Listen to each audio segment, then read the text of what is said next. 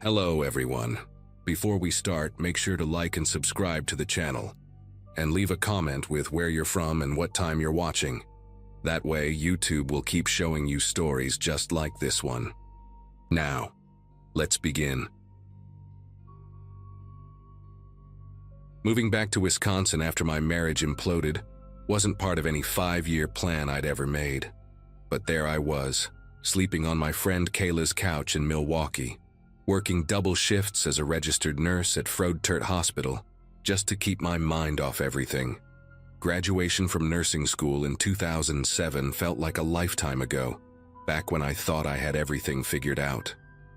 Most nights I'd drag myself home around midnight, peel off scrubs that smelled like sanitizer and fear, then collapse in front of whatever true crime documentary Kayla had queued up. We were halfway through one about missing persons in rural areas when my phone rang with a number I didn't recognize. Some lawyer from Sheboygan County was calling to tell me my Aunt Dolores had died and left me her dairy farm. Aunt Dolores was basically a ghost in our family, my mother's older sister who nobody talked about except in whispers. Mom had cut her off completely before I even started elementary school, and all I knew came from a shoebox of old Christmas cards I found after Mom passed from pancreatic cancer. Each card had the same photo, a weathered woman with steel gray hair standing next to Holstein cows. No smile, just this intense stare that seemed to follow you. Gregory Paulson, the estate lawyer, explained that the farm had been non-operational for about 5 years, and that my aunt had spent her final 8 months in a memory care facility after several incidents with local law enforcement. He said that last part carefully, like he was choosing each word from a list of things he legally could and couldn't say. I drove out to the property on a Thursday morning in early October, right after finishing a brutal night shift, where we'd lost 2 patients. Maybe it was exhaustion, but I needed to see something that wasn't fluorescent lit and sanitized. The farm sat about 20 minutes outside of Plymouth, down a gravel road that my GPS kept insisting didn't exist. When I finally found it, the place looked exactly like you'd expect an abandoned dairy operation to look. Main barn with its red paint flaking off like dried blood, 3 long metal-roofed sheds that used to house equipment, and the milking parlor, a low concrete building with a loading dock on one side. Weeds had taken over most of the barnyard, growing up through the cracked asphalt where trucks used to idle while loading milk. The smell hit me as soon as I opened my car door, that mix of old manure, rotting wood, and something else I couldn't place, something chemical and sharp. The milking parlor door was secured with a new padlock, which seemed weird given how deteriorated everything else looked. Paulson had given me a ring of keys, and the third one I tried clicked open smoothly, like it had been oiled recently. Inside, the afternoon light filtered through grimy windows, illuminating rows of stanchions where cows would have stood for milking. The concrete floor had been swept clean, which made no sense if this place had been shut down for 5 years. But what really made me stop and stare were the drainage grates running down the center aisle. Fresh water pooled in them, and when I knelt down to look closer, I saw hair tangled in the metal grating.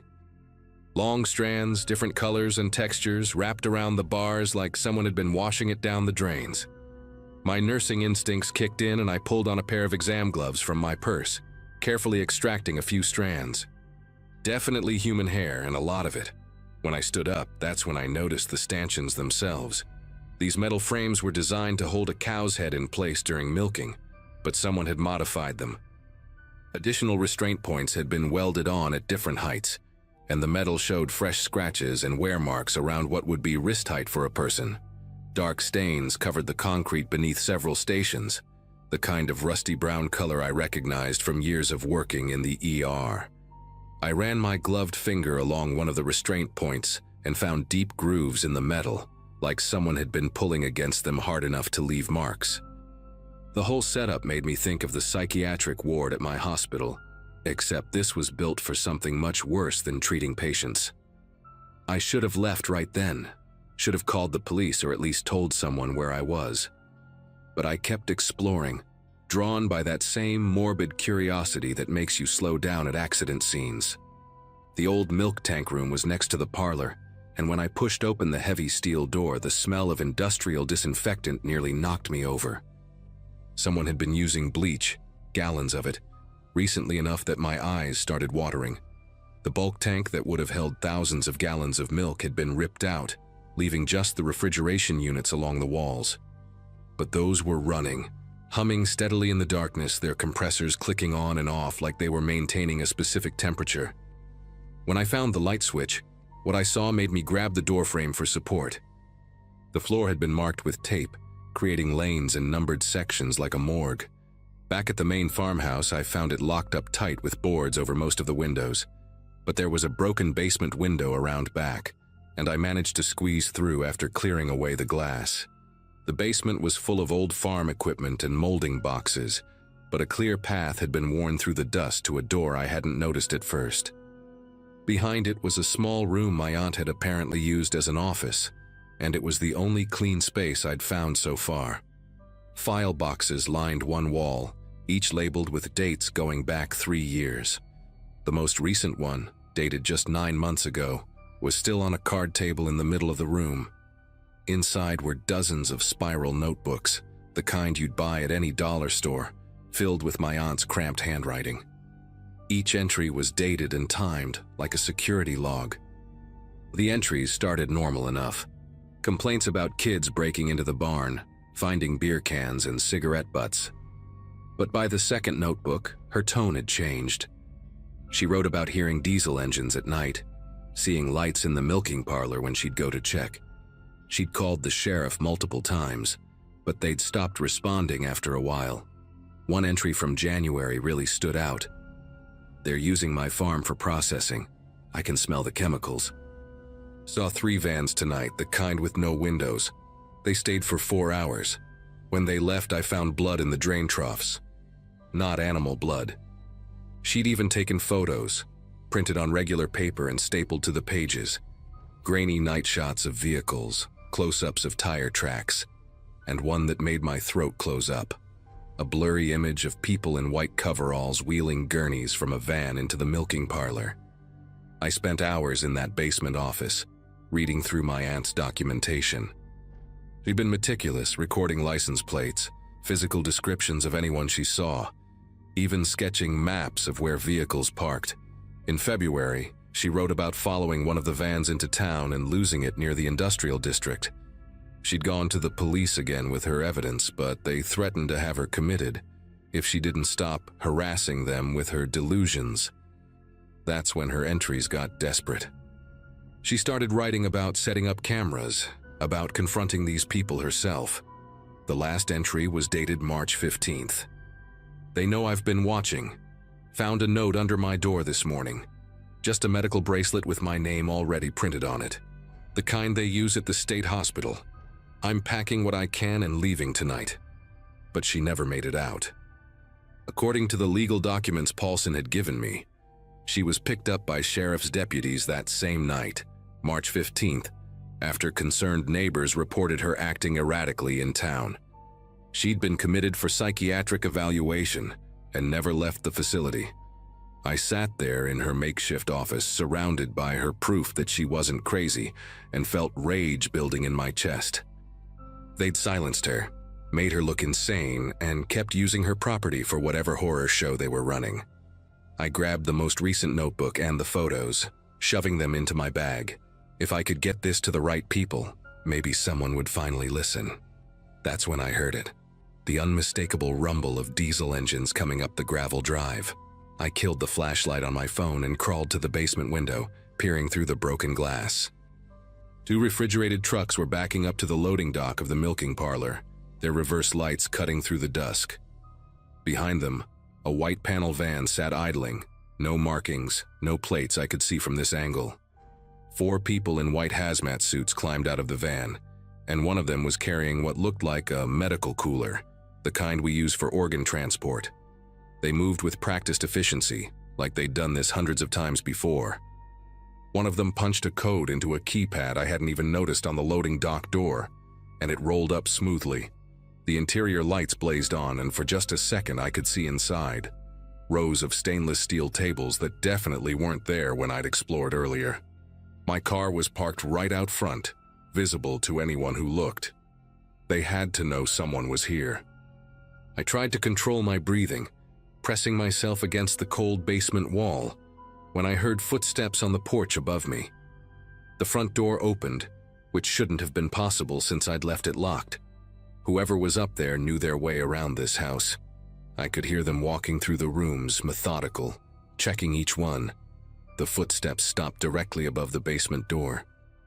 I held my breath, gripping the notebook like it might protect me, and watched the doorknob at the top of the basement stairs slowly start to turn. That's when my phone, still in my hand from using the flashlight, lit up with an incoming call. Kayla's face filled the screen, and her ringtone echoed through the basement like an alarm. I fumbled to decline the call, but it was too late. The door flew open and heavy boots thundered down the stairs.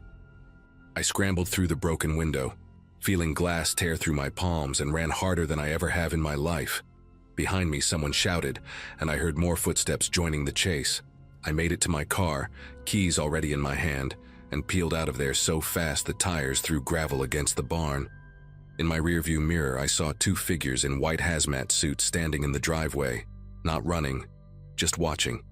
They knew they didn't need to chase me. As I hit the main road, my phone buzzed with a text from an unknown number. Just a photo of my hospital ID badge, the one I'd thought I'd lost last month, along with my current address at Kayla's apartment. I drove straight to the FBI field office in Milwaukee. The notebooks and photos spread across my passenger seat. They listened, took my evidence, and said they'd investigate. 2 weeks later, an agent called to tell me they'd found the farm completely cleaned out. No trace of anything I'd described. The refrigerated trucks, the modifications to the stanchions, even the tape markings on the floor, all gone. They suggested I might have misinterpreted what I'd seen, that grief and exhaustion can play tricks on the mind. But I know what I saw, and more importantly, I have my aunt's documentation to prove it. I've since moved 3 times, changed jobs twice, and I still get texts sometimes. Always from different numbers, always just photos. My new apartment building, my new workplace, the coffee shop I go to every morning. They're letting me know they're watching, waiting for me to make the same mistake my aunt did. The difference is, I'm not going to the local police. I'm taking everything I have to every journalist, every true crime podcast, every investigative reporter who will listen. Someone somewhere will believe me, they have to.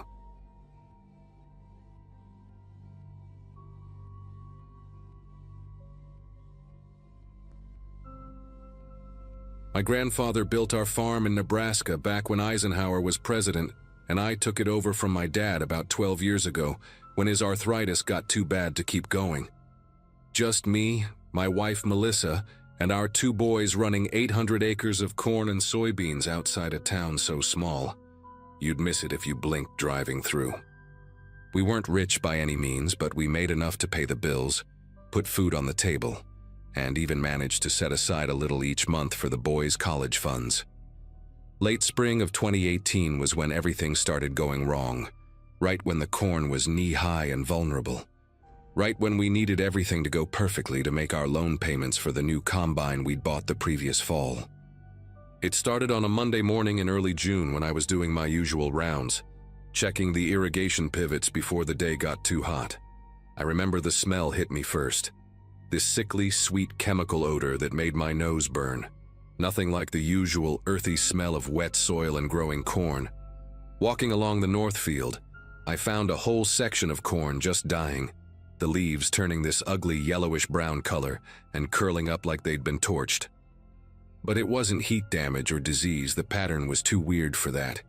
Dead plants in perfect straight lines, then healthy ones, then more dead ones, like someone had painted stripes across my field. I called the county extension office right away, thinking maybe it was some new pest or fungus I hadn't seen before. But when their specialist came out that afternoon, she took one look and asked if I'd had any chemical spills recently.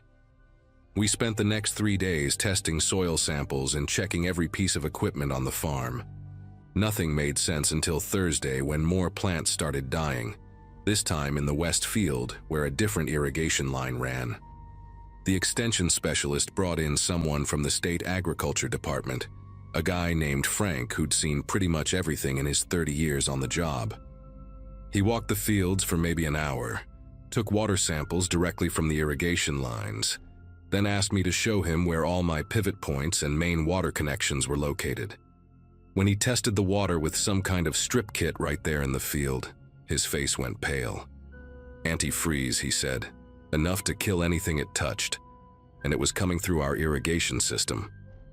My first thought was equipment failure, maybe a cracked housing on one of the pivots leaking hydraulic fluid or coolant somehow backing up into the water lines. But Frank shut that down immediately, said the concentration was way too high and too consistent for an accident. Someone was putting it in there on purpose. We called the sheriff's department, and while we waited for them to arrive, I started walking my irrigation main lines, trying to figure out how someone could even access the system. That's when I found the first cap tampered with near the edge of our property where it borders the old Brennan place that got bought up by Midwest Agricultural Holdings 2 years back. The lock I'd put on it was cut clean through with bolt cutters, and there were fresh tire tracks in the mud leading from their access road. The sheriff's deputy who showed up was a young guy named Jason, who'd gone to school with my oldest boy. He took photos, made notes, but I could tell he was in over his head with something like this. He suggested I install some trail cameras, maybe hire private security, and said they'd increase patrols but couldn't watch the place 24/7. That same afternoon, I borrowed my brother-in-law's drone to check on the damage from above, figuring I needed documentation for the insurance claim. What I saw on that little screen made me pull my truck over to the side of the road. The dead plants weren't random at all. From above, they spelled out words across my fields. Sell now stretched across the North 40, and get out written in dying corn in the West field. I drove straight to town and bought 8 security cameras with night vision, the kind hunters use, and spent Friday setting them up at every access point I could think of. Melissa thought I was being paranoid, but she hadn't seen those words carved into our livelihood. That night I barely slept, checking the camera feeds on my phone every hour, walking the perimeter with a flashlight and my dad's old shotgun. Nothing happened Friday night or Saturday, but Sunday around 3 in the morning, one of the cameras triggered. The footage was grainy but clear enough to see a figure in dark clothes carrying what looked like a 5-gallon bucket, heading straight for one of our irrigation access points. They knew exactly where to go, no hesitation, no searching around. This person had been on my property before, knew our system inside and out. I called the sheriff's emergency line and waited in my truck near the access point, watching through binoculars, while dispatch said a unit was on the way. 20 minutes felt like hours, but the person was still there, hunched over the irrigation connection. When the patrol car's lights finally appeared on the county road, the figure took off running, leaving the bucket behind. They disappeared into a drainage culvert that ran under the road toward the Midwest agricultural property. The deputy, same young Jason from before, collected the bucket, which still had about 2 gallons of antifreeze in it, but by the time backup arrived to search the area, whoever it was had vanished. Jason mentioned something interesting though. Said those old drainage tunnels connected half the farms in the county, built back in the 60s for flood control. Most farmers had sealed their ends years ago, but apparently not everyone. Monday morning, I decided to do my own investigating. I knew Midwest Agricultural had been after my land for 3 years, ever since they started buying up farms to create what they called a consolidated growing operation. They'd made me 4 offers, each one lower than the last after I kept refusing. I drove over to their office in town, a new glass and steel building that looked ridiculous next to the feed store and hardware shop. The receptionist said their property acquisition manager would be happy to see me, probably thinking I was finally ready to sell. While I waited in the lobby, I saw their employee board on the wall, those corporate photos with names and titles. 3rd row down, there he was, clear as day. Tommy Garrett, Field Operations Supervisor. The same Tommy Garrett I'd fired 8 months earlier after catching him stealing diesel and selling equipment parts on the side. Everything clicked into place right then. Tommy knew our irrigation system because he'd helped install the new lines 2 summers ago. He knew where we kept spare keys, which fields were most crucial for our mortgage payments. Even knew about those old drainage tunnels because his uncle had worked on the original installation back in the day. I left without meeting their manager, went straight to the sheriff's office with printouts of Tommy's employee photo and my old termination paperwork. They pulled the security footage I'd captured and ran it through some enhancement software. The build matched, the gait was right, even had the same slight limp Tommy got from a motorcycle accident years back. But the deputy said matching a body shape wasn't enough for an arrest. We needed something concrete. I spent the next 2 nights sleeping in my truck near different access points, waiting. Melissa begged me to let the police handle it, but they'd made it clear they didn't have the manpower for stakeouts. On Wednesday night, I got lucky, if you can call it that. Around 2 in the morning, I saw headlights turn off the main road onto an old service path that led to the drainage tunnel entrance. I recognized the truck immediately, a beat-up Ford Ranger with a cracked taillight that Tommy used to drive to work every day. I started recording with my phone and followed on foot, staying far enough back to avoid being spotted. He went straight to the tunnel entrance with a bucket and a funnel, bold as brass, like he owned the place. I got 5 minutes of clear video before calling 911 and requesting immediate assistance, saying I had the vandal on camera actively poisoning my irrigation system. They arrested Tommy right there in the tunnel with the antifreeze, the funnel still in his hand. During the booking, he cracked pretty quickly according to Jason, who called me the next morning with updates. Tommy admitted Midwest Agricultural's acquisition manager had approached him after seeing his name in the newspaper's court records from when I'd pressed charges for the theft. They offered him double what he'd been making with me, plus a bonus for every farmer who agreed to sell after crop failures. He gave up everything, the payment records, text messages from his supervisor, encouraging him to increase the pressure, even emails discussing which farms to target next. The state attorney general got involved after that, launching an investigation into Midwest Agricultural's practices across 3 counties. Turns out, we weren't the only farm experiencing mysterious problems right before receiving lowball offers. The legal case took almost a year to fully resolve, but Tommy got 18 months in prison for criminal damage to property and conspiracy charges. Midwest Agricultural settled out of court for enough to cover my losses plus extra. That let us pay off the combine and put new security systems across the entire property. They also lost their business license in the state after investigators found similar schemes in 2 other counties. The drainage tunnels got sealed properly by the county after my story made the local news, and other farmers started checking their old access points too.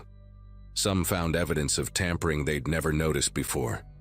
My corn grew back strong the next season once we flushed the entire irrigation system twice and replaced all the contaminated soil. These days, I still check those cameras every night before bed, and I keep the shotgun closer than I used to. But at least now when my crops fail, I know it's just weather or bad luck, not someone trying to force me off land my family worked for 3 generations.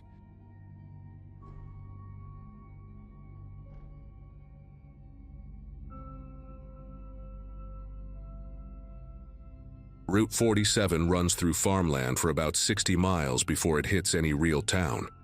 And right at mile marker 31, there's a little wooden produce stand that's been there since before I was born. Grandma Rose and Grandpa Bill built it themselves after he retired from the railroad, painted it barn red with white trim, and they've been running it on the honor system ever since. Just vegetables in baskets, a price list written on cardboard, and a metal cash box with a slot cut in the top bolted to the counter. No cameras, no locks on the vegetables, just pure trust that people would pay what they owed. For 37 years, it worked perfectly. Folks would stop by, grab their tomatoes or corn or whatever was in season, drop their money through the slot, and drive off. Some regular customers even left notes thanking them for the best squash in the county, or asking them to save a dozen ears of corn for Sunday dinner. That Saturday in August, when I drove out to help with fence repairs, I expected to spend the day digging post holes and listening to Grandpa tell stories about his railroad days. Grandma Rose met me at the door in her sunflower apron, but instead of her usual cheerful greeting, she grabbed my arm and pulled me into the kitchen, where Grandpa was sitting at the table with a manila envelope in front of him. His jaw was clenched, the way it gets when he's trying not to show he's upset, and he pushed the envelope across the table toward me without saying anything. Inside were 5 photographs, all taken in their bedroom while they slept. The first one showed them from the doorway, covers pulled up to their chins. Grandma's white hair spread across the pillow. The second was closer, focused on Grandpa's nightstand where his heart medication was lined up next to his reading glasses and the old wind-up alarm clock they'd had since their wedding. The third showed Grandma's side of the bed, her breathing machine on the table, the cord running to her face. The fourth was taken from the foot of the bed, showing both their faces slack with sleep. The fifth one made my chest tighten. It was shot from directly above them, as if someone had been standing right there, leaning over their bodies in the dark. Grandpa said they'd found the envelope that morning when they went to collect yesterday's earnings. Maybe $300 worth of vegetables sold, but not a penny in the box. Just the envelope, folded tight to fit through the slot. What scared me most was how recent the photos looked. Grandma had just gotten that new quilted bedspread with the yellow roses last week, and there it was in every picture. These weren't old photos someone had found somewhere. Someone had been in their house within the past few days, maybe even last night, walking through their hallways, standing over them while they slept, close enough to smell Grandpa's aftershave on the dresser, close enough to read the labels on Grandma's pills. They hadn't heard anything, hadn't noticed any broken locks or jimmied windows. Their old lab, Butterscotch, who usually barked at every passing car, hadn't made a sound. Whoever took these pictures knew exactly how to get in, knew exactly when my grandparents would be deepest in sleep, knew that Grandpa took his hearing aids out at night and wouldn't hear footsteps on those creaky stairs. I wanted to call the police right away, but Grandpa had already tried that. Deputy Hanson came out, took a report, looked at the photos, checked the doors and windows, and basically told them there wasn't much he could do. No theft, technically. No property damage. No direct threats made. Just someone being creepy, he said. Probably local kids playing a sick prank before school started back up. He suggested they install motion lights and maybe get a security camera for the produce stand, then drove off in his cruiser, leaving my 81-year-old grandparents to figure out how someone had been walking around their bedroom while they slept. Grandma Rose kept staring at that 5th photograph, the one from above, and she quietly asked me if I could stay the weekend. Her voice had this tremor I'd never heard before, not even when she was telling me about her cancer diagnosis 2 years back. She said she couldn't shake the image of someone standing there, breathing in the dark above them, maybe reaching out a hand toward their faces, maybe thinking about doing something worse than just taking pictures. Of course I said yes, and we spent the rest of that morning changing all the locks, me driving to the hardware store 3 towns over because Grandpa insisted on getting the expensive deadbolts, the ones that couldn't be picked. While I was installing them, I kept thinking about the logistics of those photos. Their bedroom was on the 2nd floor, at the end of a hallway that creaked with every step. You had to pass 3 other doors to get there, including the bathroom with its noisy pocket door that Grandpa kept meaning to fix. The stairs had their own symphony of squeaks and groans that I could map out from memory. 3rd step from the bottom, 7th, and the very top one that sounded like a gunshot if you hit it wrong. Yet someone had navigated all of that in complete silence, spent enough time in their bedroom to take 5 different photos from 5 different angles, and left without disturbing anything. Not a picture frame out of place, not a drawer cracked open. Nothing except those photographs left in exchange for a day's worth of hard-earned money. That afternoon, while my grandparents tried to maintain their normal routine in the garden, I decided to check out the old barn behind the house. It had been built in the 1940s, back when the property was a working dairy farm, and now it mostly held gardening equipment, bags of fertilizer, and about 40 years' worth of things they couldn't bear to throw away.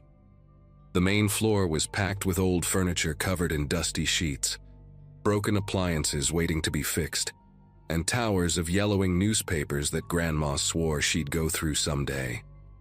But when I climbed the ladder to the hayloft, I noticed something that made me call out for my grandfather to come quick.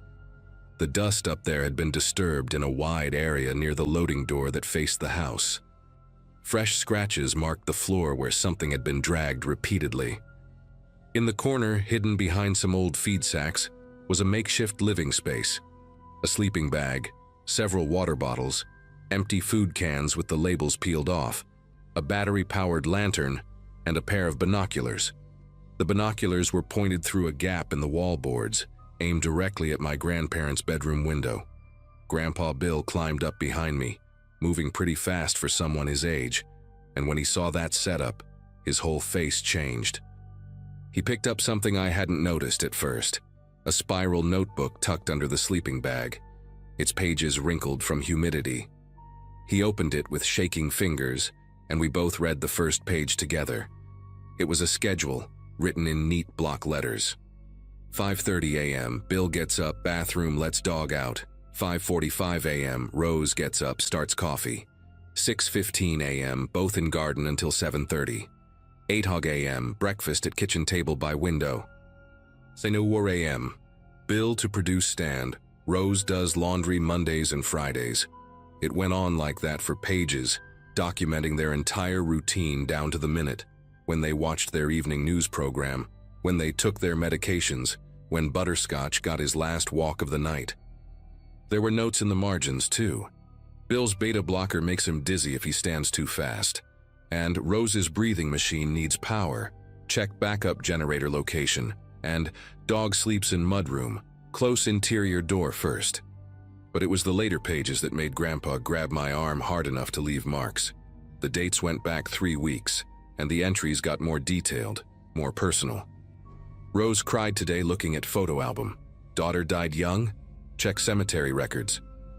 Another one said, Bill's hands shaking worse. Parkinson's, research medication interactions.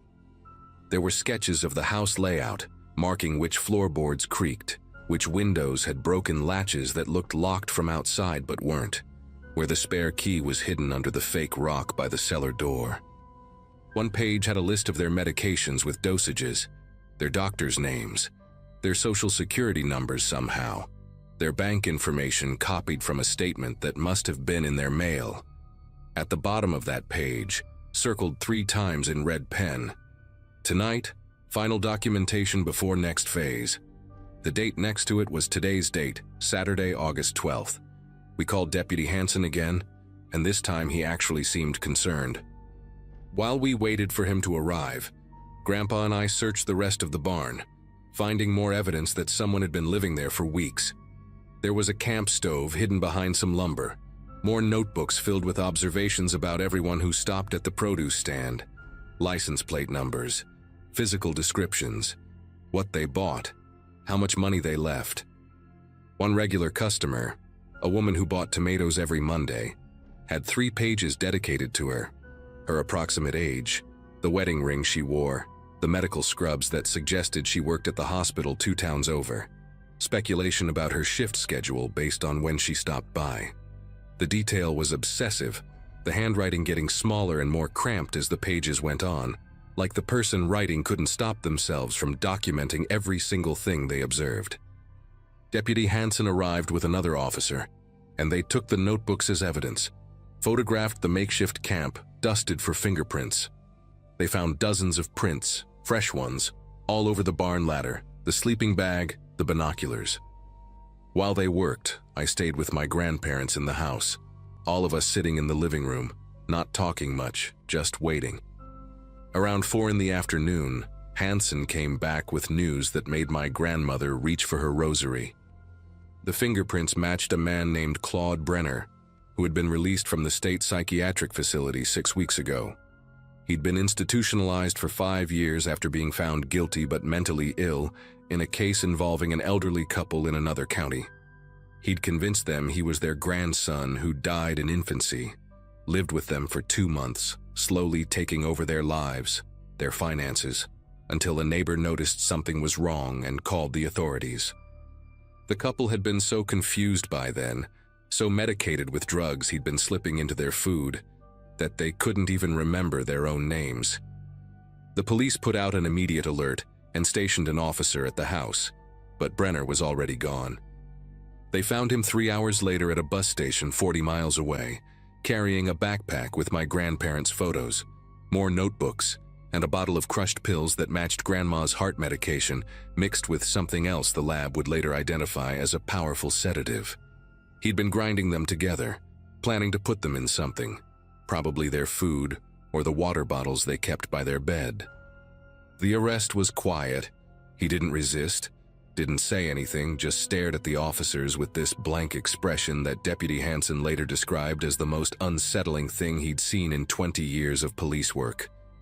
During the booking, they found more photographs in his pockets, not just of my grandparents, but of 3 other elderly couples in neighboring counties, all with produce stands or farm stores, all running on trust and honor systems, all with detailed notes about their routines, their medications, their isolation from neighbors, their vulnerability.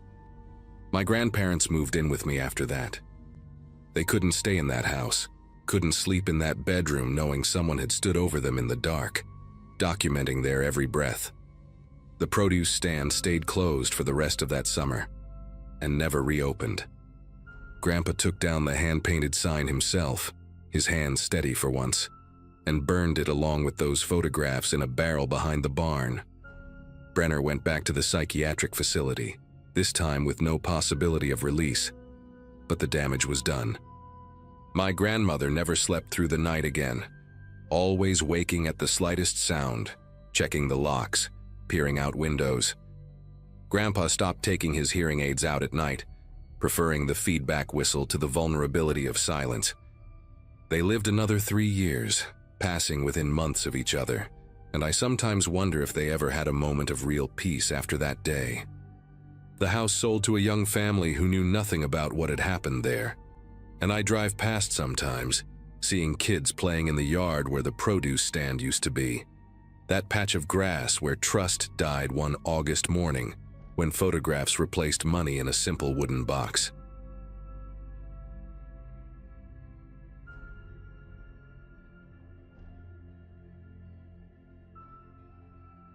Most folks in Millbrook knew me as the kid who bagged groceries at Hannaford and helped old ladies carry their bags to their cars.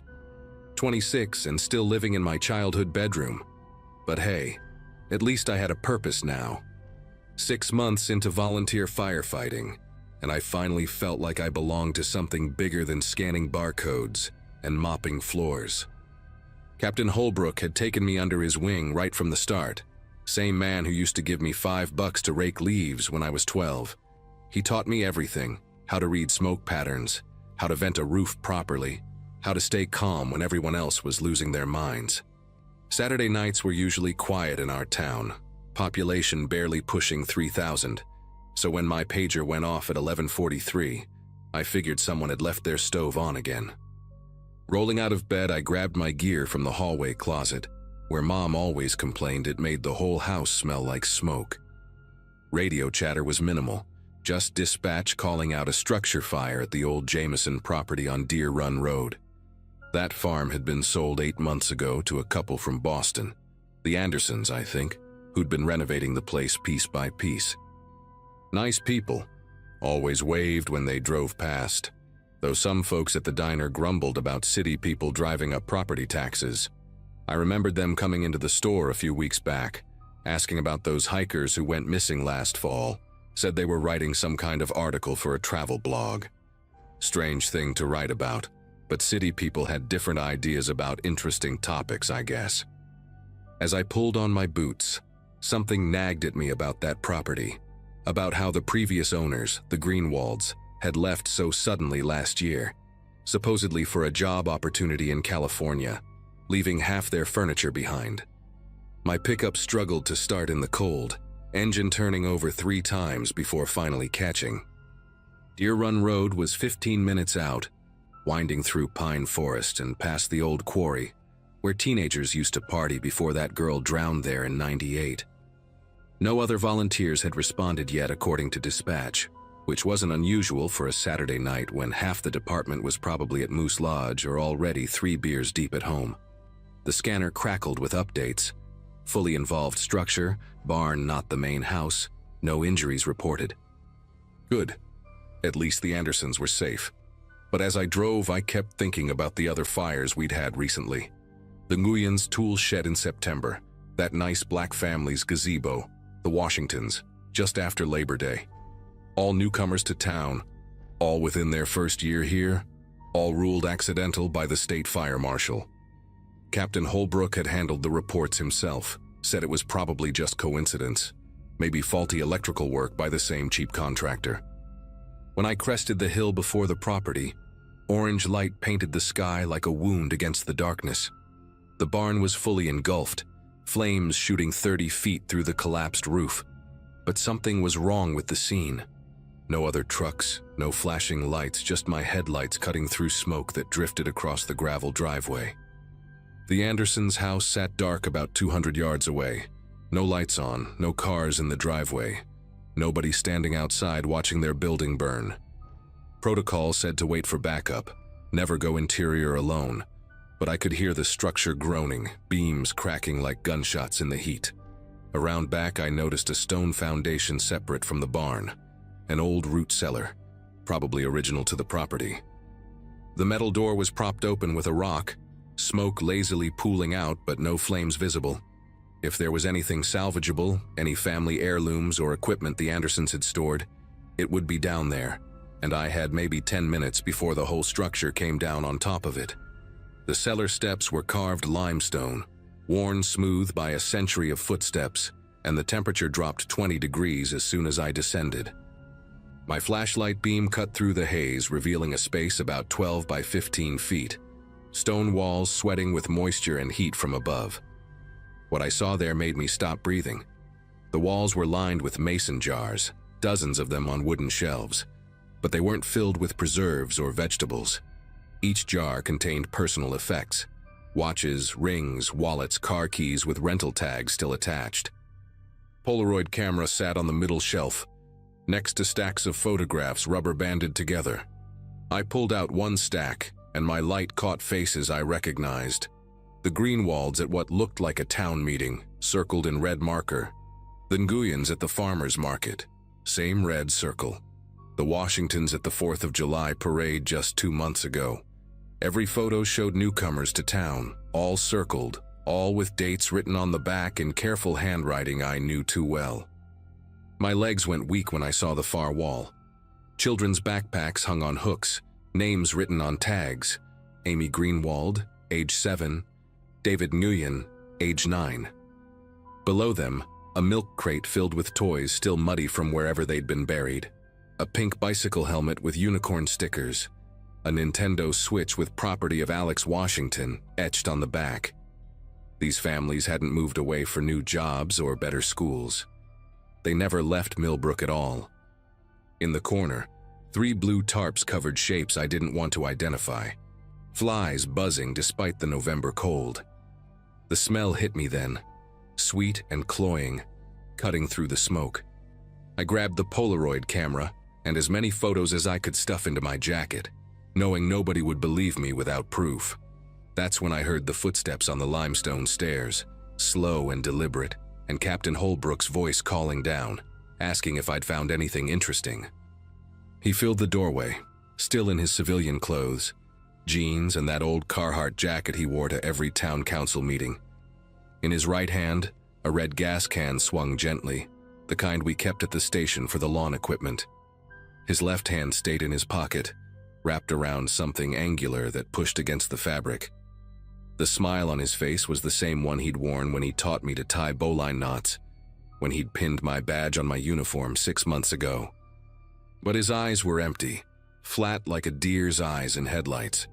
He came down 3 more steps, blocking my only exit, and I could smell the gasoline on his clothes mixing with cologne his wife always bought him for Christmas. "You weren't supposed to be on shift tonight," he said, voice gentle like he was talking to a spooked horse. "Dispatch wasn't supposed to page anyone except me. Computer glitch, I guess." "Captain," I started, but my voice cracked like I was 13 again. He shook his head slowly, sadly, like I'd disappointed him by not cleaning the trucks properly. The gas can made a sloshing sound as he set it on the step beside him. "Your mother would be heartbroken," he said. And something about the way he used the conditional tense made my knees buckle. 43 years I've kept this town safe, kept it pure, kept outsiders from ruining what we built here. My father did it before me, his father before him. You think those families were innocent? They came here digging, investigating, trying to destroy our way of life.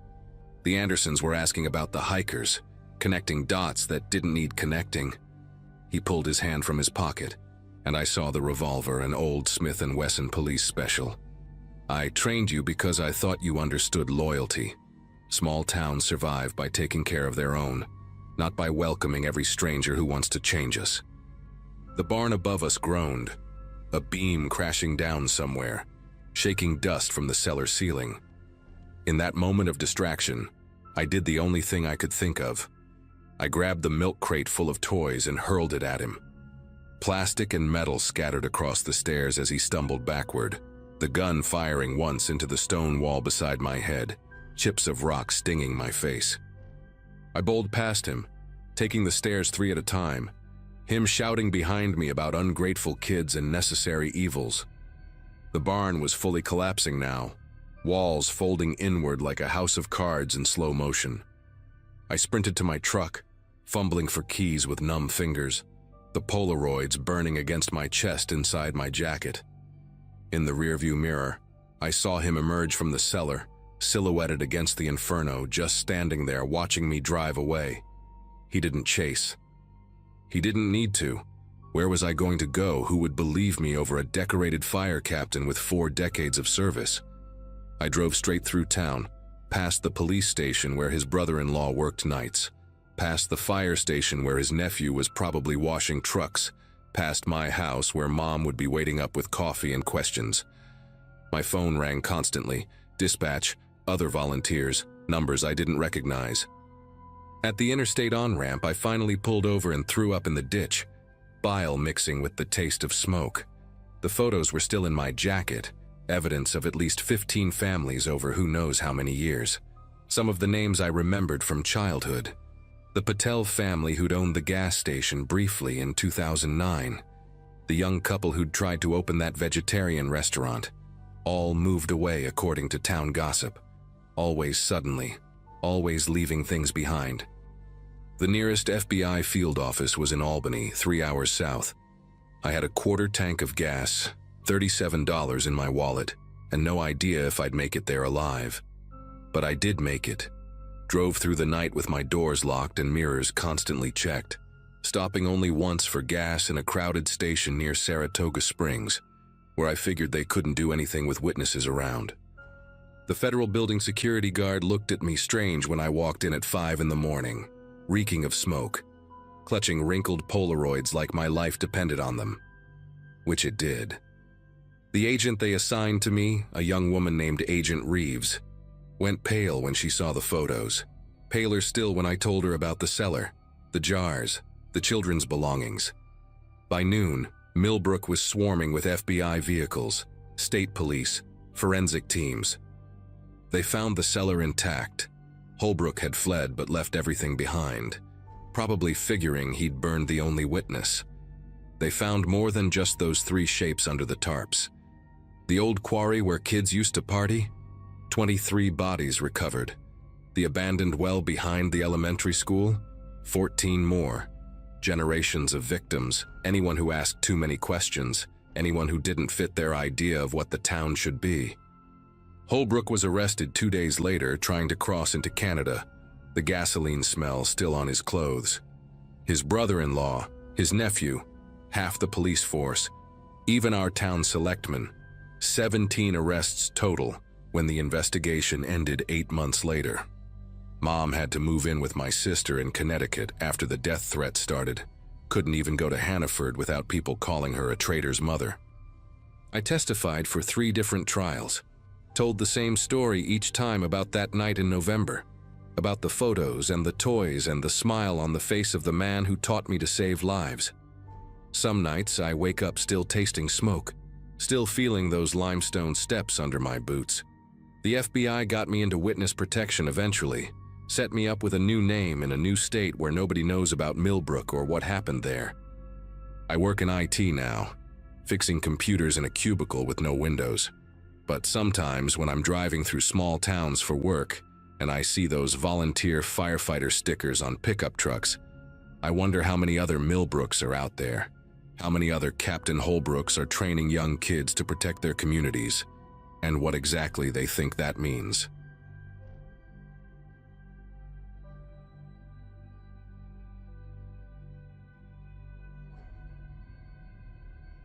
When my sister Vanessa called about splitting the cost on a farmhouse rental for our parents' 40th anniversary, I figured it would be one of those awkward but necessary family obligations.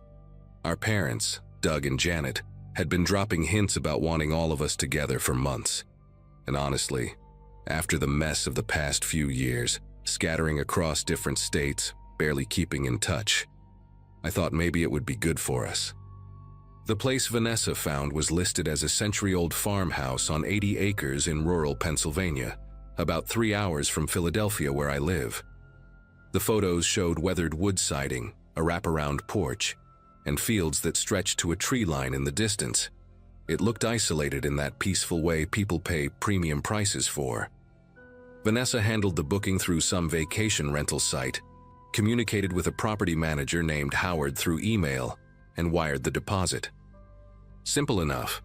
We planned to arrive Friday evening in early September, spend the weekend reconnecting, and head home Monday morning. I arrived first, around 6 in the evening, with my daughter Chloe, who had just turned 11 that July. My wife Jessica was supposed to come but got stuck covering someone's shift at the hospital where she works as a surgical nurse, so it ended up being just me and Chloe making the drive. The farmhouse sat at the end of a gravel driveway that curved through overgrown fields, the kind where you couldn't see the main road anymore once you were halfway down. The house itself looked exactly like the photos, maybe a bit more worn, paint peeling near the roof lines but charming in that rustic way. There was a detached barn about 50 yards behind the house, doors hanging crooked on their hinges. No other buildings in sight, no neighbors visible, just fields and woods pressing in from all sides. I grabbed our bags from the trunk while Chloe stretched her legs, complaining about the long drive. A lockbox hung on the front door handle, and inside was a key just like Howard's email had described. The door opened with a long creak, and we stepped into a dim hallway that smelled like old wood and something faintly chemical, maybe cleaning supplies. The place had clearly been furnished from estate sales. Mismatched furniture, floral couches, a dining table that wobbled when I set my keys on it.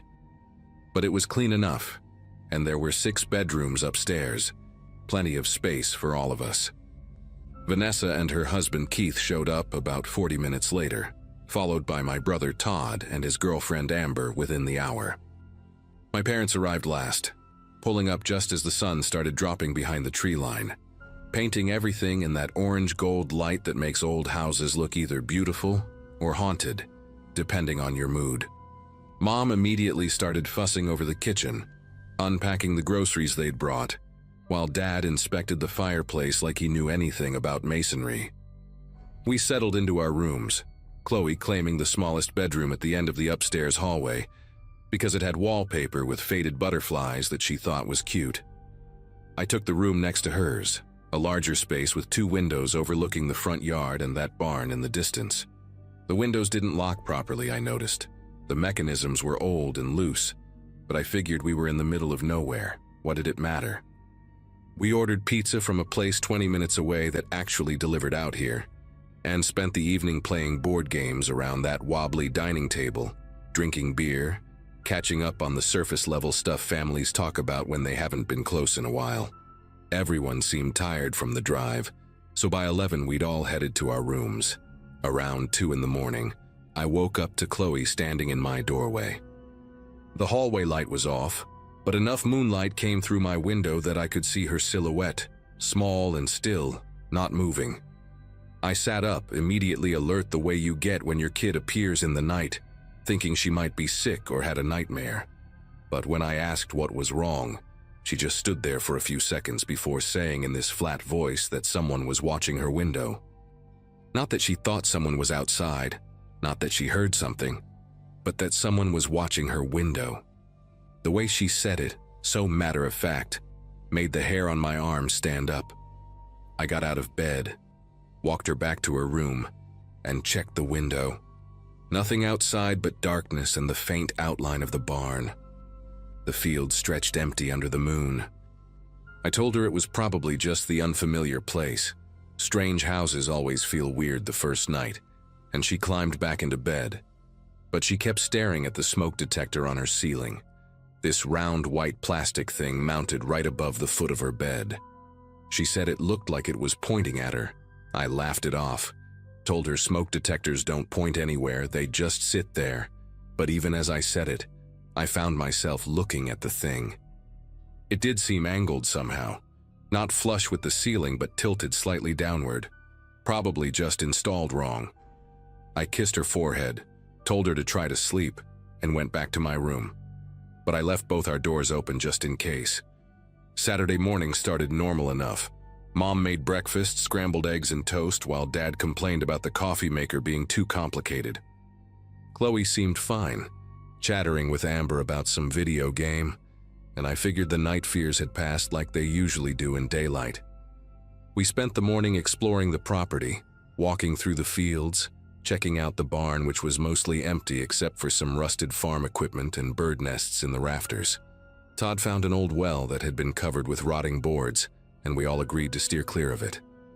The weather held perfect, clear, and warm, and for a few hours it actually felt like the relaxing family weekend Vanessa had promised. But then, while we were having lunch on the porch, Chloe brought it up again.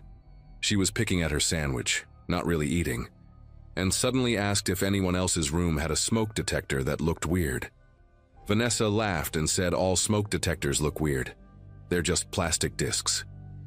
But Chloe insisted, said hers looked different, like it had a dark spot in the center like a little black circle. Keith, who works in building inspection or something like that, got curious and said he'd take a look. We went upstairs, the whole group of us trailing behind like it was some kind of expedition, and Keith stood on Chloe's bed to examine the detector up close. He went quiet for a long moment, tilting his head, and then he carefully twisted the detector off its mounting bracket. The thing came away from the ceiling with a plasticky click, and Keith turned it over in his hands, studying it.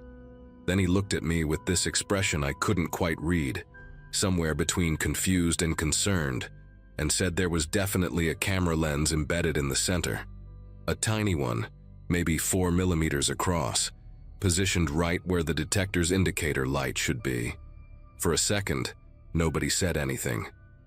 Vanessa made a joke about paranoid landlords checking for parties, but her voice had that edge to it, that nervous laugh people do when something isn't actually funny. Keith unscrewed the back panel, revealing a small circuit board, a battery pack, and what looked like a memory card slot. This wasn't some cheap nanny cam you buy online. This was installed professionally, made to look exactly like a standard smoke detector, the kind you'd never notice unless you specifically went looking for it. My chest got tight, that feeling when your brain is trying to catch up with what you're seeing, and I immediately started thinking about Chloe sleeping under that thing, about all of us moving around the house completely unaware. Todd said we should check the other rooms right now, and we spread out through the house like we were searching for something we'd lost, except we were looking for more violations. We found 5 more. 1 in each bedroom, all disguised as smoke detectors, all positioned with clear views of the beds. Keith also found 1 in the main bathroom, tucked inside what looked like an air freshener mounted on the wall across from the shower. The living room had 1 hidden in a digital clock on the mantel, lens pointed at the couch. Every single one had a memory card. Every single one had been recording. My hands started shaking when I held the camera from my own room, thinking about how I'd changed clothes, how I'd sat on the bed scrolling through my phone in my boxers, how utterly exposed we'd all been without knowing it. Vanessa immediately tried calling Howard, the property manager, but it went straight to voicemail. She tried 4 more times, same result.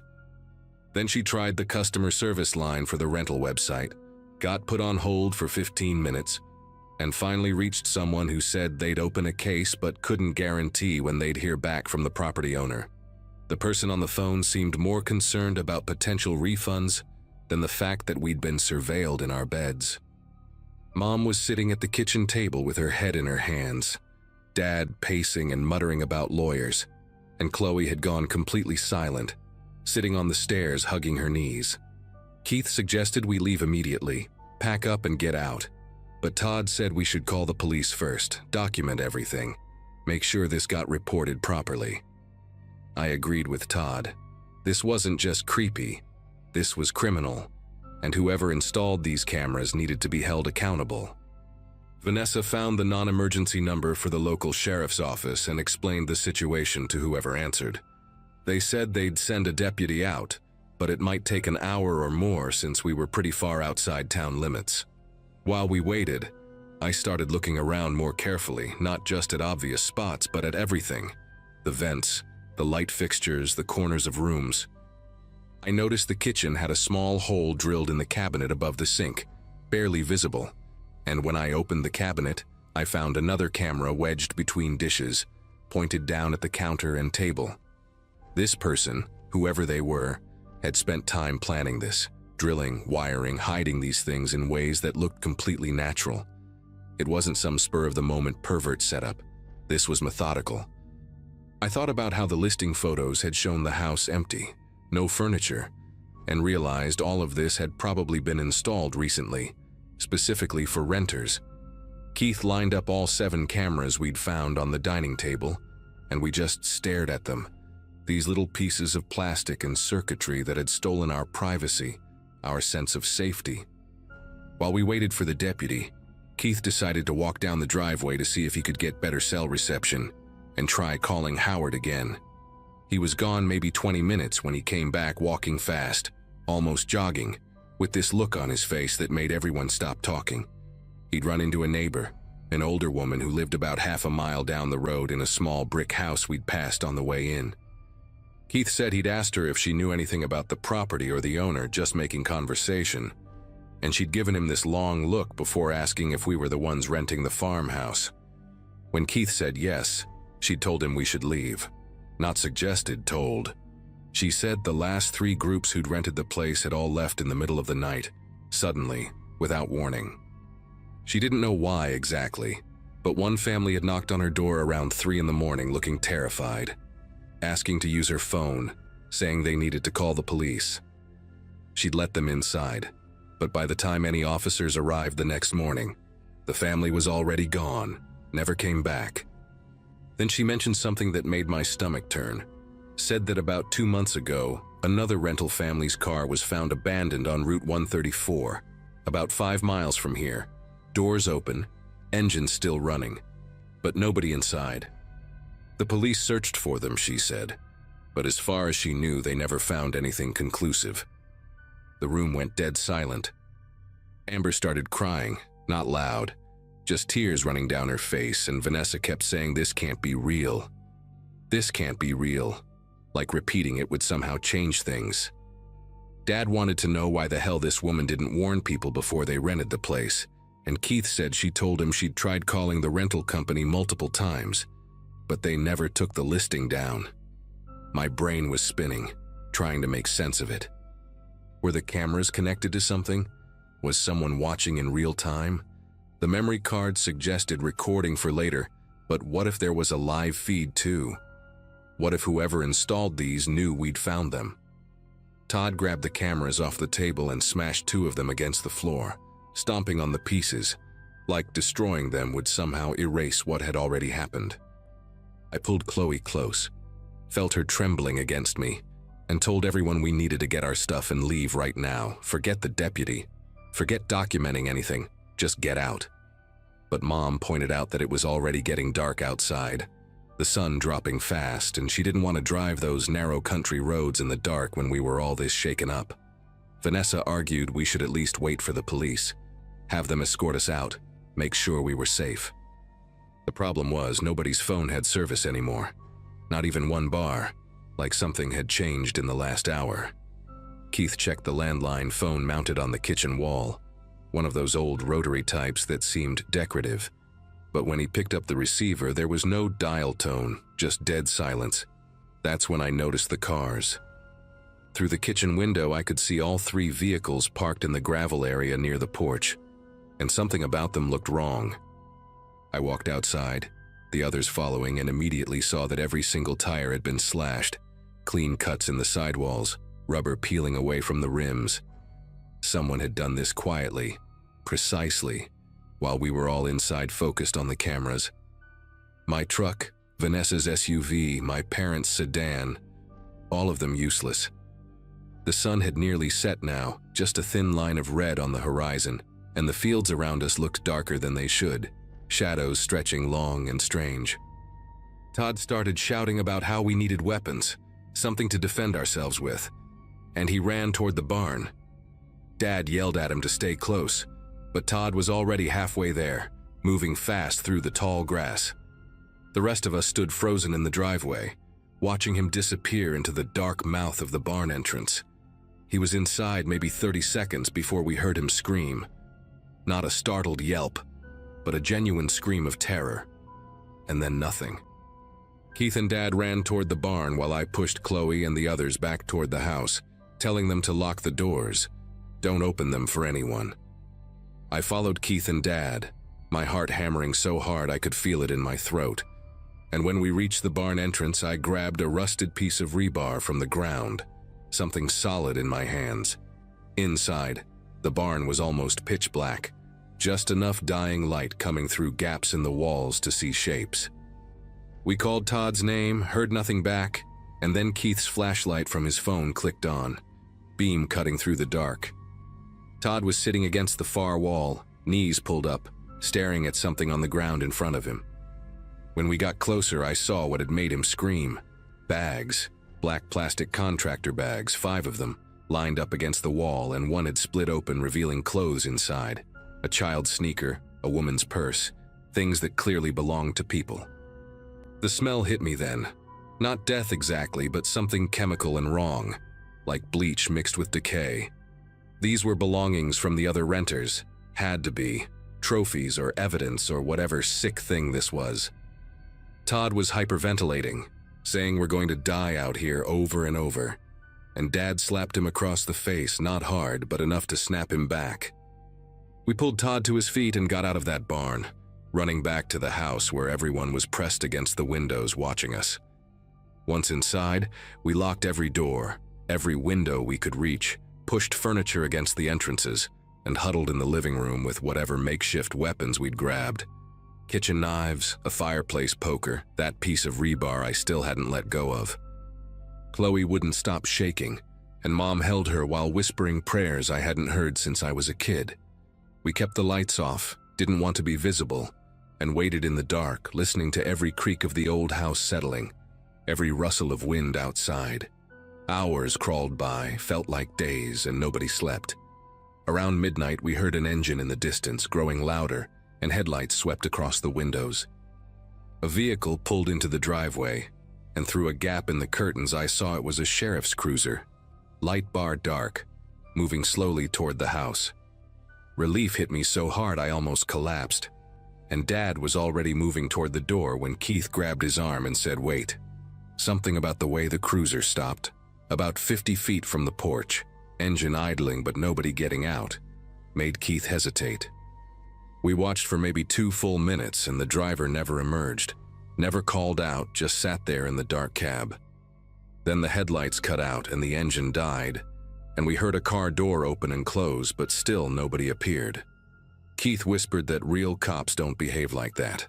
They announce themselves, they use their radios, and my skin went cold understanding what he meant. Whoever was out there wanted us to come outside, wanted us to think we were being rescued, so we'd unlock the doors and make ourselves vulnerable. We stayed silent, barely breathing, and after what felt like forever, we heard footsteps crunching on gravel, slow and deliberate, circling the house. They stopped at each window, each door, testing, checking, and when they reached the back door, the knob rattled violently like someone was trying to force it. Amber started crying again, louder this time, and Vanessa clamped a hand over her mouth to muffle the sound. The rattling stopped. Then we heard boots on the porch steps, heavy and unhurried, and I realized whoever this was knew we were trapped, knew we had nowhere to go and was taking their time. Dad whispered that we should rush whoever it was, all of us together, overpower them and take the cruiser. But before anyone could respond, we heard another engine. This one different, rougher, and more headlights flooded the driveway. A pickup truck pulled up fast, real police lights flashing, and a woman's voice shouted through a megaphone identifying herself as Deputy Carver, asking if anyone was inside the residence. The footsteps on the porch ran fast toward the tree line, and I heard the fake cruiser's engine roar to life and tear out of the driveway in the opposite direction. We unlocked the door, stumbled outside, and I've never been so grateful to see another human being in my life. Deputy Carver had actually been trying to reach us for hours after receiving our call, but kept getting sent to the wrong address by her GPS until she finally asked at a gas station and the clerk recognized the property description. She called for backup immediately when she saw our slashed tires and heard what had happened, and within 40 minutes the driveway was full of police vehicles, real ones this time, with more deputies and 2 state troopers. They searched the barn, photographed everything, bagged the evidence, and found the fake cruiser abandoned 3 miles down a service road, stolen from an impound lot 2 counties over. The property manager, Howard, turned out to be a fabricated identity, emails routed through proxy servers, payment processed through a shell account that led nowhere. The actual property owner was an elderly man in a nursing home whose family had listed the farmhouse for sale 18 months ago, had no idea it was being rented out illegally, and was horrified when detectives showed up asking questions. They never caught whoever did this. The cameras, the surveillance, the belongings in the barn, none of it led to an arrest, just an open investigation that I check on every few months and always find the same status: ongoing. We gave statements until dawn, and the police arranged for a tow truck and a van to get us out of there. Chloe doesn't talk about that weekend, not even to her therapist, and Jessica and I decided not to push her. The rental website pulled the listing and settled with us out of court, along with 2 other families who came forward with similar stories after seeing news coverage. I still don't know what would have happened if Deputy Carver hadn't shown up when she did, and honestly, I don't want to know. What I do know is that I check every smoke detector now, every mirror, every electronic device in any place I stay, and I probably always will.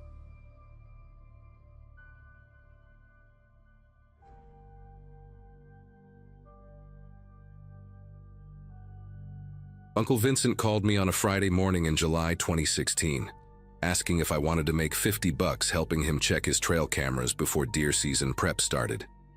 I'd just finished my junior year of high school the month before, and spending my 17th summer broke didn't sound appealing, so I jumped at it. Vincent owned about 40 acres of mixed woodland and clearings about 2 miles from our house, land that had been in our family since my grandfather bought it in the 60s. The property bordered state forest on 2 sides, which made it prime for deer movement, and Vincent was meticulous about his hunting prep. He had 8 trail cameras set up at various points, motion-activated things that snapped photos whenever something passed by. Usually it was just deer, sometimes a coyote or a bear. That morning, the sky had that hazy quality that promised heat later, and I remember thinking it'd be nice to be in the woods before it got too miserable. Living out in the country, you get used to being far from everything. But the distance works both ways. Nobody can hear you scream, sure, but you also can't hear someone watching you from the tree line. We took Vincent's truck down the old logging road that cut through his property, bouncing over ruts and exposed roots until we reached the clearing where he usually parked. The plan was simple: hike the perimeter, check each camera, swap out the SD cards, and be done before lunch. Vincent brought his retriever, Copper, a 7-year-old dog who knew these woods better than most people knew their own neighborhoods.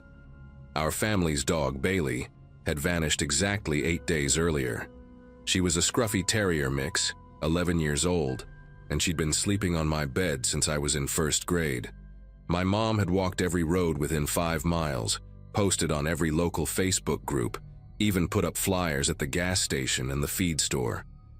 We'd resigned ourselves to thinking maybe a coyote got her, or she'd just wandered off to die somewhere quiet, the way old dogs sometimes do.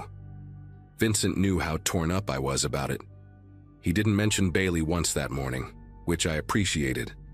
We made small talk about nothing as we started the first trail, Copper ranging ahead of us, nose down, tail wagging. The first 3 cameras were uneventful. Hundreds of photos of deer at dawn and dusk, a few raccoons, one blurry shot of what might have been a bobcat. Vincent seemed pleased. The 4th camera was mounted near an old hunting stand that nobody had used in years, a wooden platform about 12 feet up in an oak tree, accessible by boards nailed into the trunk as a makeshift ladder. When Vincent pulled the SD card and started scrolling through the photos on his phone, his face changed. Not dramatically, just this subtle shift where his jaw tightened and his eyes narrowed. He didn't say anything at first, just kept swiping, faster and faster. Then he handed me the phone without a word. The first few images were normal, a doe and her fawn at dawn, their eyes glowing green in the camera flash. But then the photos shifted. A person, not walking past the camera like a hiker might, but standing there, facing it directly, like they knew exactly where it was. The timestamp said 2:47 a.m. from 5 days ago. The figure wore dark clothes and had their hood pulled up, but what made my chest tighten was how still they stood, how deliberately they'd positioned themselves in frame. There were 7 photos in sequence, each taken 30 seconds apart, as the motion sensor kept triggering. In each one, the person was in a slightly different pose, moving closer to the camera, until the final image showed just their torso, the lens aimed at their chest. Like they were studying it, Vincent took the phone back and zoomed in on one of the shots. "That's not hunting gear," he muttered, "and nobody has permission to be out here." We both looked up at the hunting stand at the same time. It was one of those permanent structures built decades ago with weathered plywood and 2x4s, the kind that accumulates leaves and bird nests over the years. From where we stood, it looked abandoned like always, but Copper had stopped ranging. The dog sat at the base of the oak tree, staring straight up at the platform, a low whine building in his throat. Vincent called his name twice, but Copper wouldn't move, wouldn't look away. That's when I noticed something I'd missed before. The ladder boards, the ones nailed to the tree trunk, they weren't covered in the same layer of grime and moss as the rest. The wood was cleaner, worn smooth in places like someone had been climbing up and down regularly. Vincent saw it too. He pulled a flashlight from his pack even though it was broad daylight and aimed it up at the platform. We couldn't see much from below, just the underside of the plywood floor, but there was definitely something up there. Not leaves or debris, but shapes. Rectangular shapes that looked like they'd been arranged deliberately. My uncle's a big guy, former Marine, not easily rattled, but his hand was shaking enough that the flashlight beam bounced against the tree bark. He looked at me, then back up at the stand. "Stay here," he said, which we both knew I wasn't going to do. Vincent went up first, testing each board before putting his full weight on it. I stood at the base with Copper, who'd gone completely silent now, just staring upward with his ears pinned back. When Vincent's head cleared the platform, he stopped climbing. Just stopped, frozen on the ladder with his upper body visible above the floor level. The silence stretched out long enough that I called up to him, asking if he was okay. He didn't answer right away. When he finally spoke, his voice sounded hollow, like someone had scooped something essential out of it. "Come up here," he said, "but go slow." I climbed up behind him, my hands gripping the boards that someone else had been gripping, maybe hours ago, maybe days. When I pulled myself onto the platform, the smell hit me first. Not rot exactly, but something organic and wrong, like turned earth mixed with mildew and something sharper I couldn't identify. The hunting stand was maybe 6 feet by 6 feet, with low walls on 3 sides, and the 4th open to the tree. Someone had been living here, not camping, living. There was a sleeping bag rolled up in the corner, the fabric still holding body warmth when Vincent touched it. A Coleman lantern, gallon jugs of water, 3 of them, partially full. Plastic bin with food wrappers, granola bar boxes, beef jerky packages. But that wasn't the worst part. The worst part was the walls. Every square inch of the interior plywood was covered in photographs. Not random pictures, not magazine clippings. Photos of my family, of my house. There was my mom getting the mail, wearing the same blue cardigan she'd worn all week because the mornings had been chilly. There was my dad mowing the lawn, his bald spot catching the sun. There was me, walking to the end of our driveway to catch the school bus, my backpack slung over one shoulder. The photos were printed on regular computer paper, some in color, some in black and white, and they were taped up with such precision that they overlapped like shingles, creating this collage that covered every available surface. Vincent started tearing them down, and that's when I saw the dates written in the margins. The most recent one was from yesterday morning. The photo showed our back porch, taken from somewhere in the woods behind our house, and you could see straight through the kitchen window to where my mom stood at the sink. The angle was wrong, too high, like whoever took it had been in a tree. I felt something cold settle into my stomach. Not panic yet, but the beginning of it. That recognition that something terrible was happening and had been happening while we lived our normal lives completely unaware. Vincent had his phone out calling 911. His voice clipped and controlled as he gave our location to the dispatcher. I couldn't stop staring at the photos. There were dozens of them, maybe over 100. Some showed our cars in the driveway. Others captured my little sister playing in the yard with her jump rope. There was one of my dad loading groceries from his truck, and you could read the date on the newspaper tucked under his arm, July 9th. That was 12 days ago. Whoever this was had been documenting us for at least 2 weeks, probably longer. I started noticing other details. A notebook, spiral-bound, sitting on top of the sleeping bag.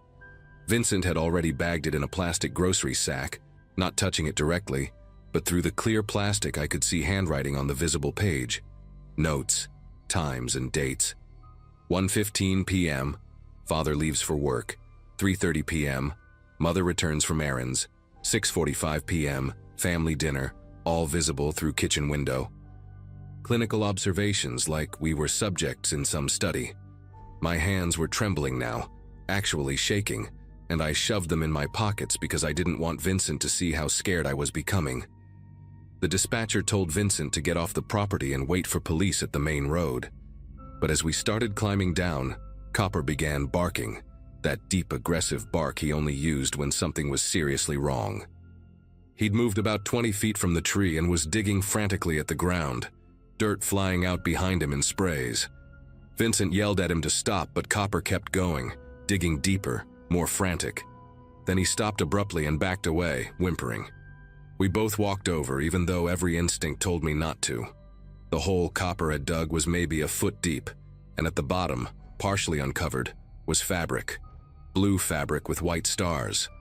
I recognized it immediately. It was Bailey's collar, the decorative bandana my sister had tied around her neck the morning she disappeared.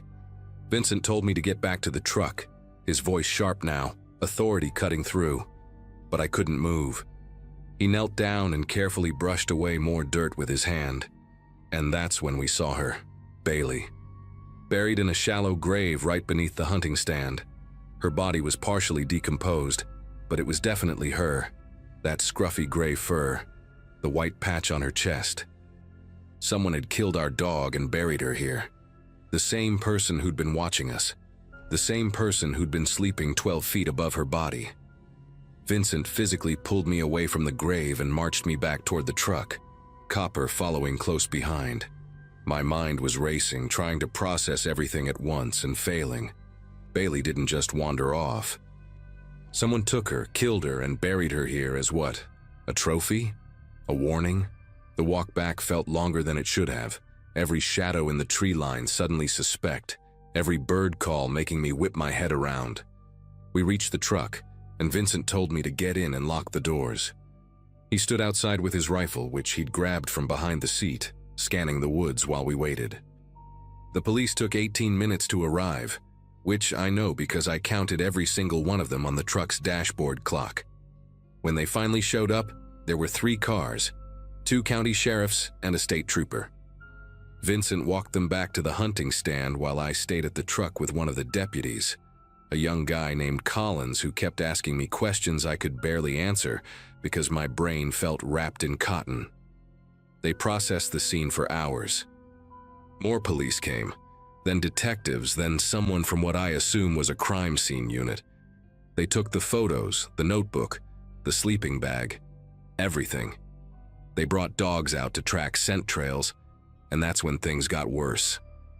The dogs led them on a path through the state forest that eventually came out on the dirt access road about a quarter mile from the back of our property. And then the trail continued, through our backwoods, right up to the tree line behind our house. They found a spot where the underbrush had been flattened, branches arranged to create a natural blind with a clear view of our entire backyard and straight into our kitchen and living room windows. Whoever this person was, they hadn't just been living on Vincent's property. They'd been coming to our house regularly, watching us from maybe 40 yards away. The state trooper, an older woman with gray hair pulled back tight, showed Vincent and me the spot. There were footprints in the soft ground, fresh ones from recent rain. Size 11 boots, deep treads, probably hiking boots. The prints led right up to our back porch. They were on our porch. The most recent tracks were from this morning, based on how the dew had settled around them. My mom had been home alone all morning. My dad was at work, my sister at summer camp, and I'd been out with Vincent. The thought of this person standing on our porch, maybe looking through the window at my mom as she made coffee or read the newspaper, made me feel physically sick. The state trooper told us we couldn't go home yet, that they needed to secure the house and make sure nobody was inside. That possibility hadn't even occurred to me until she said it, and then it was all I could think about. They cleared the house room by room while we sat in Vincent's truck in our own driveway, watching armed officers move through our home with flashlights and drawn weapons, even though it was the middle of the afternoon. They didn't find anyone inside, but they found evidence someone had tried the back door. Scratches around the lock, fresh ones like someone had been testing it. The door had been locked, thank God, but only just barely. My mom always locked it, but sometimes she'd forget until right before bed. And apparently this person knew our routines well enough to know that. They took fingerprints from the door handle, from the hunting stand, from the water jugs. They put out an alert to surrounding counties and started going through recent reports of suspicious activity or prowlers. The detective in charge, a tired-looking man in his 50s who introduced himself as Lieutenant Owens, told us the stalking appeared to have been going on for at least 3 weeks, based on the photo timestamps, possibly longer. He said cases like this, when they escalate to killing a pet, often precede more serious violence. He didn't elaborate on what more serious meant, but he didn't have to. We couldn't stay in the house that night. The police arranged for a patrol car to park in our driveway, and we packed bags and stayed at my aunt's place in town. My sister cried when we told her about Bailey, and my mom just sat on the couch staring at nothing, processing the fact that someone had been watching us for weeks. My dad spent the entire evening on the phone with a security company, arranging for cameras and a monitoring system to be installed the next day. I didn't sleep at all that night.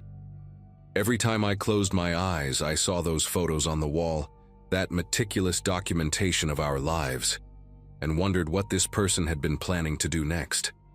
They caught him 4 days later. A hiker called in a suspicious man matching the description near a trailhead about 15 miles away, and when police responded, he ran. They found him hiding in a drainage culvert with a backpack containing more photos, not just of my family but of 2 other families in the area. One was a couple who lived alone on a farm about 6 miles from us. The other was a single mother with 2 kids. He'd been watching all of us, rotating between properties, building these profiles like he was shopping. His name was Eugene Pritchard, 43 years old, with a history of stalking charges in 2 other states. He'd been living rough in the state forest for almost 2 months, moving between campsites, and had fixated on our family because, according to what the detective told us later, We seemed happy and unaware.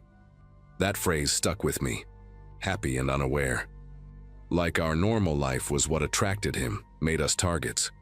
The fingerprints matched, the boot prints matched, and when they searched his campsite, they found a hunting knife with animal blood on it. Bailey's blood, the lab confirmed.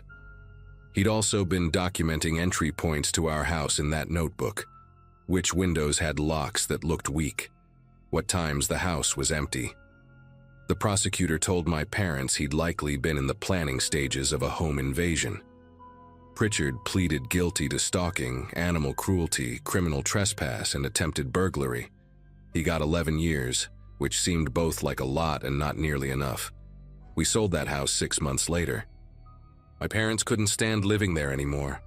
Couldn't stop imagining him in those trees watching us every time they looked at the backyard. We moved to a subdivision in town where the houses are close together, and there aren't any woods nearby. My sister needed therapy for a year afterward. Nightmares about someone watching her through her window. I still think about it sometimes, especially when I'm in unfamiliar places. That feeling of being observed without knowing it, of someone learning your patterns, your routines, the rhythm of your life. The hunting stand is gone now. Vincent tore it down himself the week after they arrested Pritchard, burned every piece of wood. But I've never been able to go back to those woods, even though they're family property. Some places get ruined by what happens in them, and that 40 acres will always be where I learned that privacy is an illusion, and that monsters don't need to be supernatural to be real. They just need patience, a camera, and the knowledge that most people never look twice at the tree line behind their house.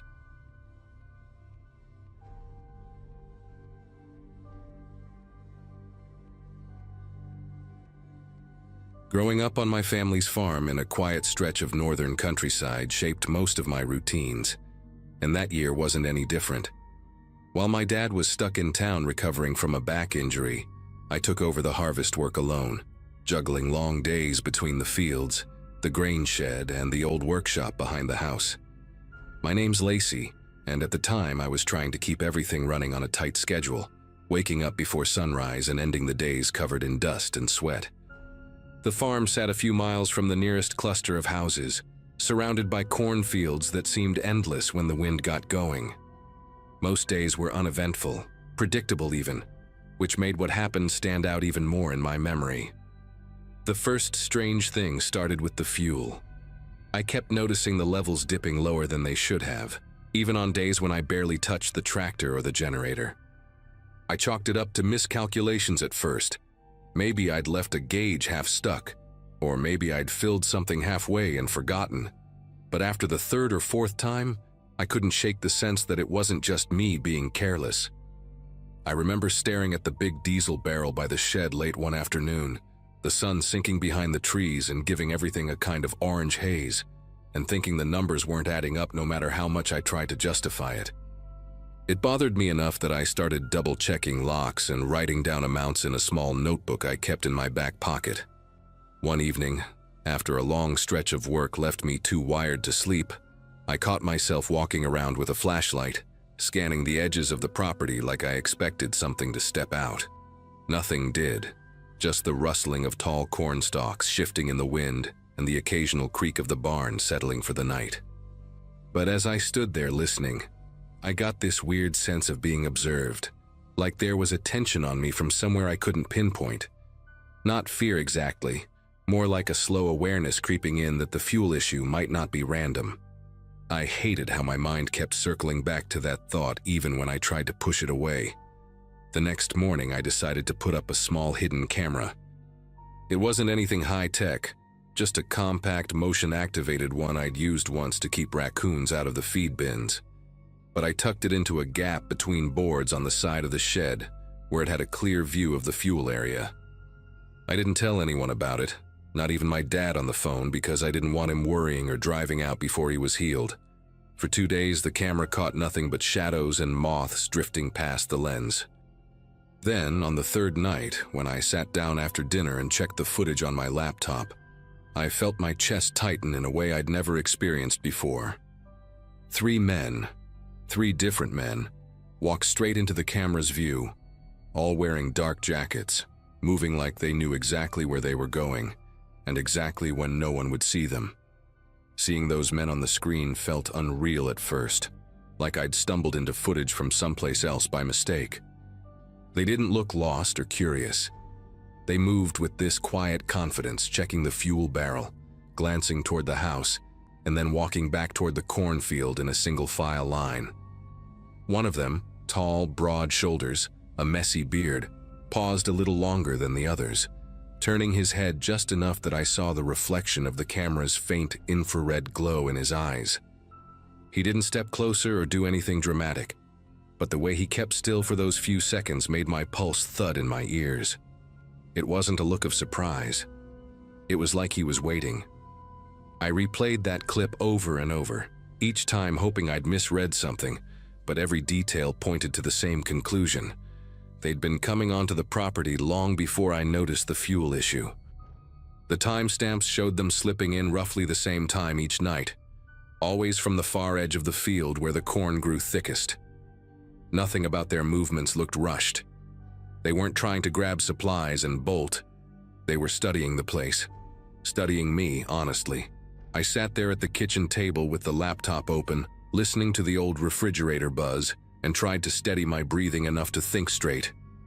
My first instinct was to call someone, anyone, but the nearest neighbor lived too far down the road, and the spotty cell service around the property made calls drop unless I stood near the kitchen window. Part of me didn't want to risk stepping outside at all. I knew I couldn't stay there alone, not after seeing their faces so clearly, so I grabbed my keys and decided I'd drive into town to the small sheriff's outpost near the feed store. The sky outside had already gone dark, and the wind carried that sharp, dry smell that comes just before a storm. I remember walking toward the truck, feeling small under the wide-open night, telling myself over and over that once I reached the main road, I'd be fine. But the moment I pressed the brake pedal, it sank straight to the floor with no resistance. I tried again, slower this time, and the result didn't change. A cold rush of realization crawled through me as I popped the hood and saw the line dangling like a snapped vein. Someone had cut it cleanly, leaving no question about their intentions. Before I could even process what that meant, I caught a cluster of lights flicker between the rows of corn, small beams weaving toward me, growing brighter with every second. 3 of them. They moved with the same slow certainty I'd seen on the camera footage, like they weren't in any hurry because they already knew exactly where I was. Instinct kicked in harder than logic at that point, and I sprinted back toward the house without even checking if they'd seen me. The ground felt uneven under my boots, every step slamming into the dirt louder than I wanted, but the only thing in my mind was getting behind a locked door. Once inside, I bolted the front entrance, dragged a chair against it, and snapped off every light I could reach. The house sank into this heavy kind of darkness where every noise suddenly had weight. The ticking of the hallway clock, the faint hum of wiring in the walls, even the shifting of wood as the temperature dipped. I crouched near the window but kept low enough that no one outside could spot me. From that angle, I could see beams of light drifting along the edge of the field, like they were feeling their way closer. I grabbed the old cordless phone I kept for emergencies, hoping the landline would carry a signal even if my cell couldn't. When the dial tone actually came through, relief punched through me so fast I had to steady myself against the counter. I called the sheriff's outpost, stumbling through the details. Fuel theft, trespassers, brake line cut, lights approaching the house. The dispatcher didn't waste time with questions. She told me to stay inside, stay quiet, and that a unit was already on its way from town. I wanted to believe that help was close, but the minutes stretched out painfully long. Every so often, the men's flashlights swung across the yard, pausing near the truck, then sweeping toward the barn, then drifting back to the field like they were circling, narrowing down where I must have gone. At some point, the lights disappeared entirely, which somehow made things even worse. I sat there in the dim glow of the kitchen nightlight, listening so hard that my ears almost buzzed. A strange stillness settled over the property, thick enough that even the crickets had quieted down. I kept picturing those men standing motionless between the corn rows, waiting for the perfect moment to approach the house again. When headlights finally broke through the trees at the end of the long driveway, I didn't move at first. I thought it was another trick, another way to draw me out. But the flash of blue and white that followed made my shoulders finally loosen. 2 deputies stepped out, announced themselves, and swept the property with spotlights while I stayed inside as instructed. What sticks with me even now is how little they found. No footprints in the dirt near the house, no cut path in the corn where I'd seen the flashlights weaving. The only evidence left behind was the severed brake line and a few partial impressions near the fuel barrel that didn't match any boots I owned. The deputies told me they'd patrol the area for the next few nights, suggested I stay with a relative in town until things calmed down, and promised to check the fields again in daylight. I followed their advice and didn't return until nearly a week later. Nothing else ever happened after that. No more missing fuel, no strange lights, no signs of those men anywhere. Sometimes I wonder if they realized I'd seen them and backed off, or if something interrupted whatever they'd been planning. I still don't have answers, but every harvest season since then, I make sure to keep the doors locked, the cameras running, and a working truck parked by the road just in case.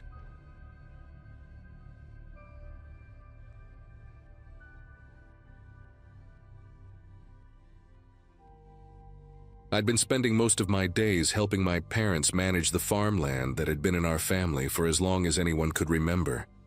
A place where routines were predictable enough for the seasons themselves to feel like neighbors. That afternoon started quietly, the kind of quiet where you can hear the grain bins creak when the wind shifts.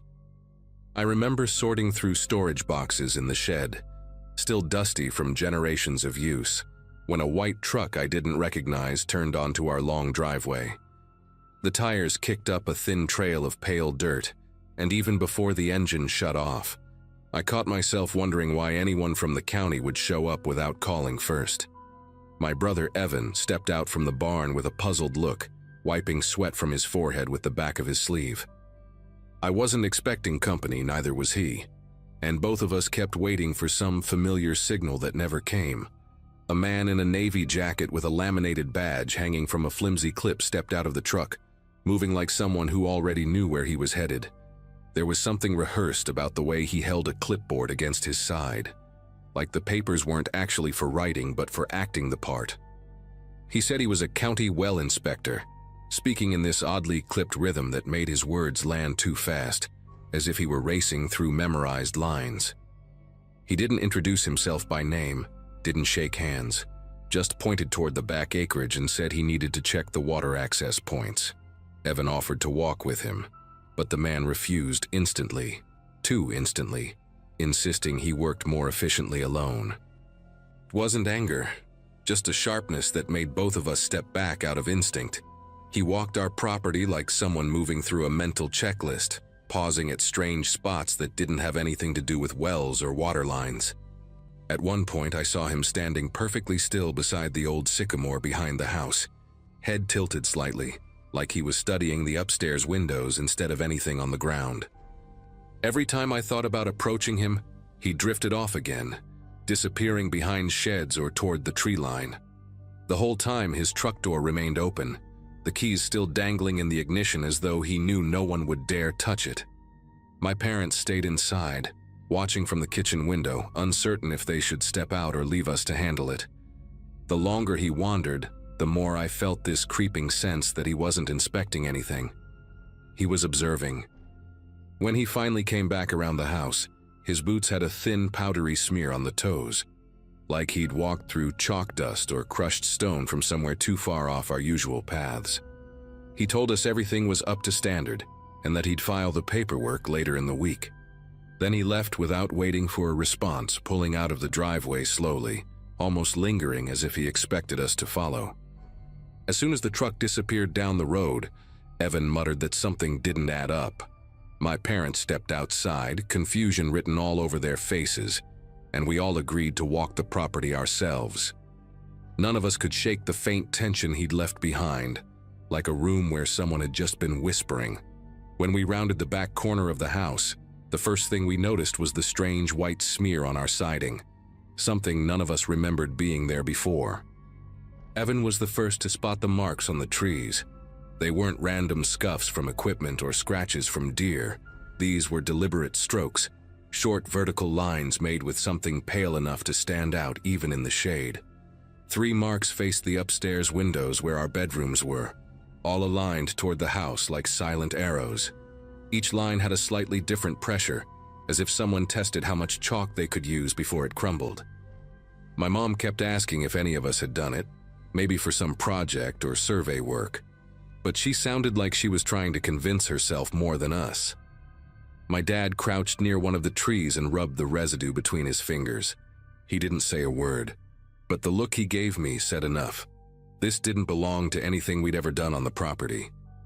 We decided to check the rest of the yard, following a half-circle pattern the inspector must have taken, judging by his footprints and the way the dirt had been disturbed.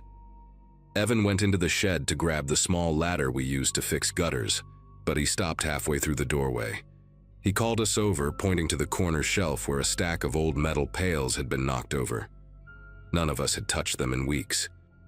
The air inside was still, heavy with the smell of old hay and machine oil, but there was this faint trace of something else, like the metallic scent left after someone handled tools with damp hands. We found a small scrap of paper near the back wall, a corner torn from a form or pamphlet. No writing, just a faint indentation, as though something had been pressed hard against it. Inside the house, things felt even worse. My mom noticed the front curtains had been moved slightly, as if someone had pinched the fabric to peek inside.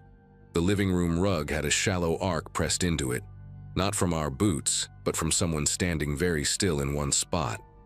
We checked the hallway next, and that's when Evan pointed out the framed school photos on the wall. They were crooked, but not randomly.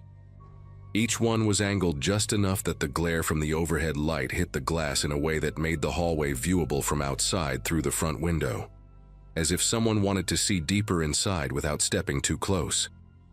My dad dropped his voice and said we should call the county office before we touched anything else, just to make sure someone actually sent that man.